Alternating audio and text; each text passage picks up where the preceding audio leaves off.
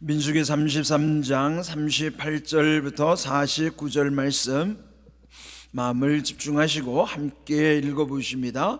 이스라엘 자손이 애굽 땅에서 나온 지 40년째 5월 초하루에 제사장 아론이 여호와의 명령으로 호르산에 올라가 거기서 죽었으니 아론이 호르산에서 죽었던 때의 나이는 123세였더라. 가나안 땅 남방에 살고 있는 가나안 사람 아랏 왕은 이스라엘 자손이 온다는 소식을 들었더라. 그들이 호르산을 떠나 살무나에 진을 치고 살무나를 떠나 분논에 진을 치고 분논을 떠나 오봇에 진을 치고 오봇을 떠나 모압 변경 이에 아바림에 진을 치고 이임을 떠나 디본갓에 진을 치고 디본갓을 떠나 알몬 디블라다임에 진을 치고 알몬 디블라다임을 떠나 느보 앞 아바림산에 진을 치고 아바림산을 떠나 여리고 맞은편 요단강가 모압 평지에 진을 쳤으니 요단강가 모압 평지의 진영이 베디여시못에서부터 아벨시딤에 이르렀더라. 아멘. 계속해서 우리 읽은 말씀 묵상을 합니다. 이 33장은 그들의 출애굽 과정에서의 그 출발지로부터의 최종 목적지를 향하는 그 과정에 있는 경로, 그래서 그 경유지에 관한 그 기록들을 쭉 남겨놓았죠. 그 경유지 어디를 떠나 어디에 진을 쳤고 그 다음에는 또 그곳을 떠나서부터 그 다음 어느 곳에다가 진을 쳤더라. 그런 내용이 계속 반복되는 것입니다. 여기서 이제 읽은 내용은 오늘 49절 보면 모압 평지까지 나와요. 지금 그들이 머무르고 있는 마지막 수경지가 그 모압이라고 하는 그 평지에서 지금 있는 것입니다. 그렇지만 아직 목적지에는 이르지 않은 것이죠. 그들의 최종 목적지는 요단강을 건넌 다음에 약속하신 가나안 땅에 들어가는 것입니다. 그런데 이 모압 평지, 지금 그들이 머무르고 있는 곳까지는 그 과정의 경유지라 할 수 있죠. 그렇다면은 우리 인생의 출발, 우리 태어난 곳으로부터 최종 목적지는요, 천국이죠. 천국을 갈 동안에 이 땅에서 살아가는 모든 과정은 우리가 경유해야 되는 것일 뿐입니다. 자, 그러면 이들이 그 목적지에 이르기까지 그 지점들마다 한번 돌이켜 보시면 그들이 출발지로부터 목적지가 처음에는 멀죠. 그런데 목적지에 점점 가까이 올수록 출발지로부터는 멀어지고 앞은 점점 가까이 오는 거예요. 우리 인생도 마찬가지죠. 오늘 하루는 어제보다 천국이 가까이 온 거예요. 내일은 더 가까이 갈 거예요. 그게 왜 중요할까요? 이게 우리 마치 인생을 잘 표현해 주는 것이 모래시계입니다. 모래시계를 잘 보세요. 위에 모래들이 쭉 조그마한 통로를 통해서 이 밑에 있는 곳으로 쭉 내려오는 겁니다. 그런데 그 모래 양이 눈으로 보여주면서 시간의 흐름에 따라서 그게 점점 줄어든단 말이에요. 그런데 모래시계를 어떻게 해석할 것인가가 중요하죠. 그게 점점 줄어들지만은 그런데 그게 없어지는 게 아니에요. 다음 세상으로 다 쌓여지고 있는 거예요. 그러면은 우리가 지금 이 땅에서의 모든 믿음의 삶, 행위 자체는요, 없어지는 게 아닙니다. 모래시계와 같이 천국으로 쌓여지고 있는 거예요. 우리 어제 주일날 주신 말씀 잘 기억하세요. 우리는 이 땅에서 모든 것이 사라지고 이 땅에서 죽으면 다 끝난다고 생각하니까 허무하게 느낄 뿐인데, 성경은 인생이 헛되지 않기를 그 지혜를 가르쳐 주시는 거예요. 그 모래시계를 보면서 여러분 인생을 보셔야 돼요. 그 모래시계가 점점 빠져나가서, 그렇죠, 우리의 날수는 점점 그렇게 줄어들어가요. 그러면 그게 없어지는 것인가? 아니죠. 천국에서 쌓여지고 있어요. 뭐가요? 여러분의 믿음이 무엇으로 쌓입니까? 하늘의 보물로 쌓여지는 거예요. 예? 어제 주신 말씀 마태복음 6장 20절 예수님이 말씀하신 것처럼 너희를 위하여 너희 보물을 하늘에 쌓으라. 예? 이 땅의 재물에 쌓는 데만 탐심을 가지면 안 되고요, 여러분의 재물이 여러분 믿음의 행위를 통해서 하나님이 기뻐하시는 믿음으로 하늘의 보물로 쌓으셔야 돼요. 그게 모래시계의 원리로 우리에게 보여주시는 거예요. 그러니까 지금 이들을 이 경유지를 통해서도 또 하나 알려주는 것은 앞에 목적지가 가까이 올수록 과거로부터는 멀리 온 것이고 점점 우리의 마지막 지점이 가까이 오고 있다는 것이죠. 그래서 우리는 항상 천국을 바라보면요, 얼마나 좋은지 몰라요. 그러니까 죽는 날을 두려워하지 말고 죽는 날을 기대하세요.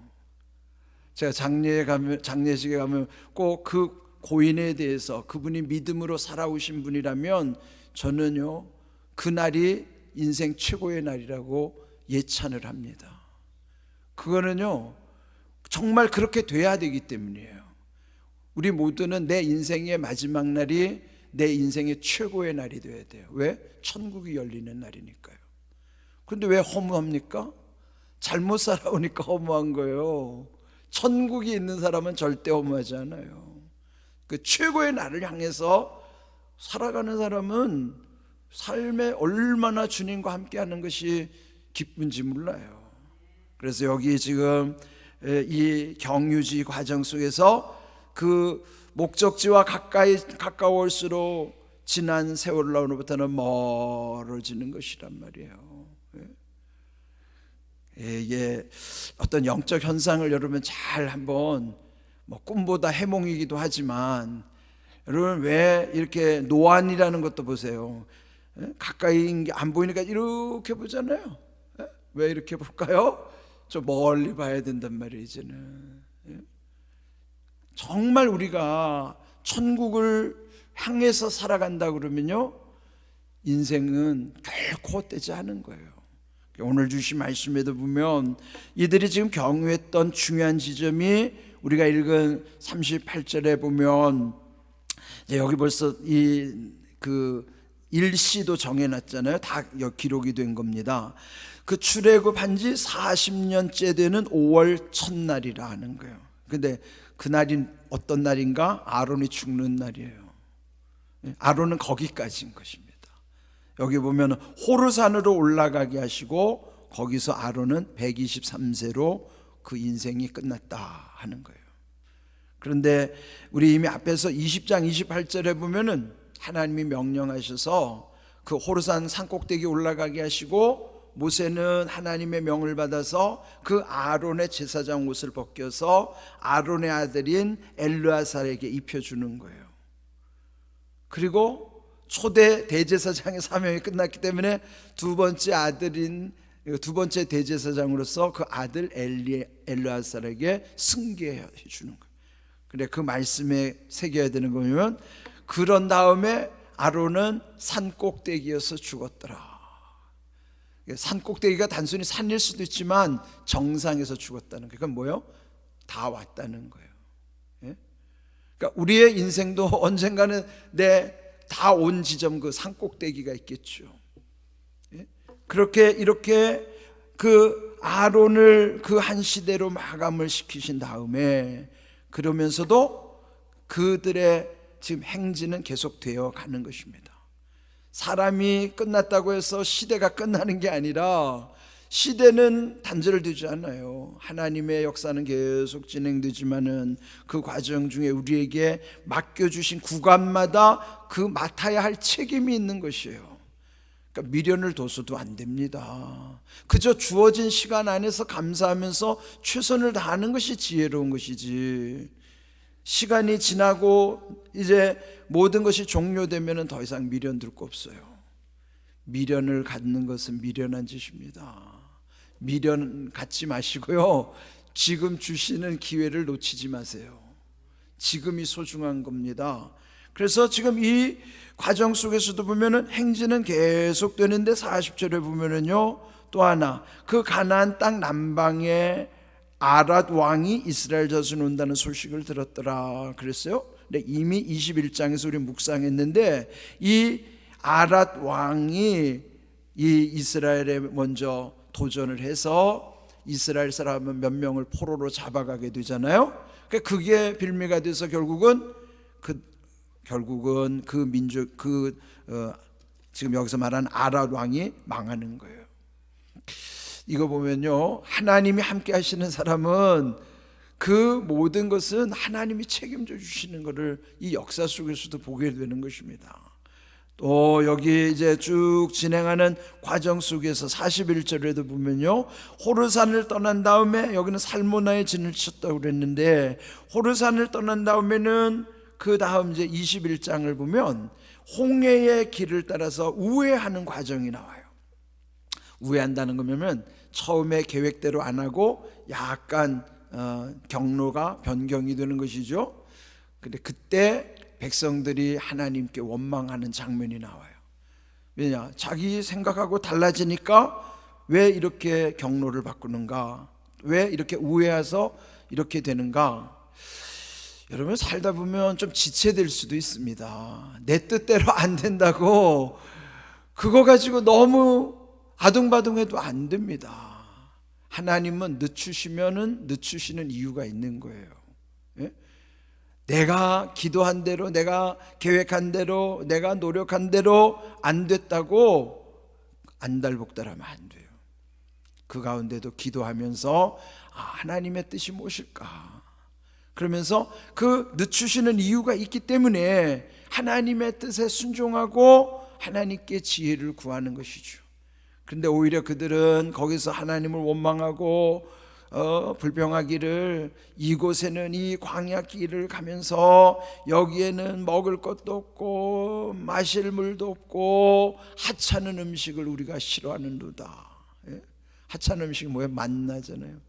하나님이 하늘에서 매일 내려주시는 만나가 이제는 하찮은 음식이 된 거예요.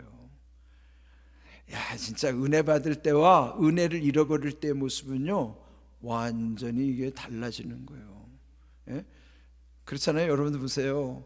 여러분이 얼굴에 웃은 때하고 화가 났을 때하고 모습이 얼마나 달라요? 은혜 받을 때 모습은 밝습니다. 예? 이제 요즘 날씨를 한번 잘 보세요. 예, 날씨가 요즘 그래도 맑은 날이 많죠. 그런데 맑아야만 밝음의 효과가 있는 거예요. 날씨는 밝은데 이 공기가 맑지 않으니까 아주 이게 앞이 안 보이는 거예요. 낮인데 밝은 날이에요. 그런데 맑지가 않으니까 앞이 제대로 안 보여요. 뿌연 게 잘 안 보여요. 그 두 가지가 합치면 밝고 맑아야 되는데, 그게 한 단어로 말하면 명징이라는 뜻이에요. 명은 밝을 명자고 징이라는 거는 맑을 징자란 말이에요. 우리 인생은 명징해야 돼요. 명징이 뭐예요? 먼저 밝아져야 돼요. 밝으려면 빛이 있어야 되는데 빛은 예수님으로만이 우리 인생이 밝아질 수 있단 말이에요. 예수님과 예수님의 말씀 속에서만 밝아지는 거예요. 그럼 그 밝음 속에서 우리 영이 맑아지는 거예요. 예? 명과 징이 우리 안에 있어야 된다. 우리의 영은 명징해야 된다고요. 밝아져야 되고 맑아져야 돼요. 그래야 마귀한테 안 속아요. 예? 그래야 하나님의 말씀이 제대로 깨달아지고요. 그러면 인생이 지혜 가운데서 그 영혼이 잘 되는 비결입니다. 여러분의 영혼이 밝고 맑게 되기를 바랍니다. 한마디로 말하면 명징해지시란 말이에요. 예? 우리의 영이 명징해져야 된다 이 말이에요. 밝아져야 되고 맑아져야 돼요. 그러니까 그렇지 않으면 자꾸 인생이 꼬이는 거예요. 엎치락 뒤치락 갈팡질팡 오락가락 좌충우돌 그런단 말이에요. 그래서 여기 이 인생의 길을 가면서 그들이 지난 세월에 그 과오들이 여기 다 기억나게 하시는 것입니다. 그래서 마침내 그들이 이르는 것이 49절에 보면은 모압 평지에 왔더라 하는데, 오늘 제목은 여리고 맞은편이죠. 그 앞에 48절을 보면은 그들이 마침내 여리고 맞은편 모압 평지는 왜 여리고라 맞은편이라고 했을까요? 이들이 가나안에 들어가면요, 첫 번째 함락시킨 성이 여리고성이잖아요. 그러니까 여러분, 여리고성은 우리가 잘 아는 것처럼 그는 아주 무너뜨릴 수 없는 아주 완벽한 성이라고요. 사람의 힘으로는 절대 무너지지 않는 성이에요. 그런데 그 성도 하나님이 무너뜨리시잖아요. 그리고 여기 이제 여리고를 등장시키는 거예요. 아직 들어가지 않았지만 여리고 맞은편, 그건 어디예요? 요단강을 사이로 하고 가나안의 첫 번째 성이 여리고성이에요. 그러면 지금 이들이 여리고성 맞은편 이 모압 평지에서 늘 신경 쓰이는 게 뭐예요? 저 여리고성이 신경 쓰이는 거예요. 이런 모든 것을 우리가 보면서 우리가 무언가를 감당하지 못한다고 우리 능력으로 하나님을 평가하면 안 됩니다. 대개 하나님은요, 자기 수준에서 하나님을 생각한다고요. 근데 내 수준의 하나님이 아니잖아요. 내 능력으로 하나님 능력을 평가하면 안 돼요. 하나님의 능력은 제한이 없으신 거예요. 그래서 우리는 늘 전지전능하신 하나님을 의지하면서 또 이 말씀 속에서 주시는 그 교훈의 지혜 속에 모든 일 하나님 우리 앞길을 열어주신다는 것 기억하시고, 오늘 이 주신 말씀 속에 오늘은 이 경유지에 대한 걸 연상해 보세요. 내가 태어난 날로부터 내 목적지는 천국인데 내가 매일매일 살아갈수록 천국이 가까이 오고 있다는 것, 그것만 기억해도요, 우리 인생은 함부로 살지 않습니다. 늘 천국을 향하는 힘찬 걸음을 내디디시기를 주님의 이름으로 축복합니다. 아멘.